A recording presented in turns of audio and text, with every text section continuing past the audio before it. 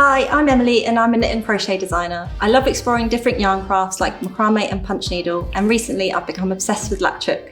Latch Hook is great for using up your yarn scraps, and it's perfect for experimenting with different colours and textures. It's easy to learn and you only need a few things to get started. Join me as I share everything I've learnt about Latch Hook to help you create your first project. If you like this video, don't forget to subscribe to the Hobbycraft channel and click the bell icon for future notifications. To get started, you will need the following: a latch hook. This will make it really easy to attach your yarn to your canvas. Canvas. This comes in different counts and it will depend on the type of yarn that you'd like to use for your project. The thicker the yarn, the bigger the holes in the canvas will need to be. I'm going to be using a 4 count canvas, which means there are 4 holes per inch. An assortment of yarns. If you are looking to make your project with a uniform look, you'll want to use the same weight throughout, or you can experiment with lots of different yarns and textures.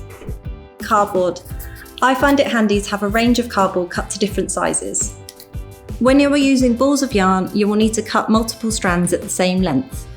If you're working from a kit, you will receive a chart with the design on. If you're right-handed, you want to start working from the bottom left, and if you're left-handed, you want to start working from the bottom right. Work each row in full as you go up the chart. Scissors.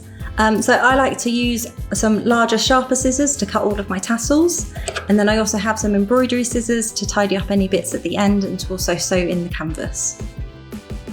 So tapestry needle, so you just need this to finish off your project. Masking tape, so you can add this to the edges of your canvas to stop the canvas from catching on you.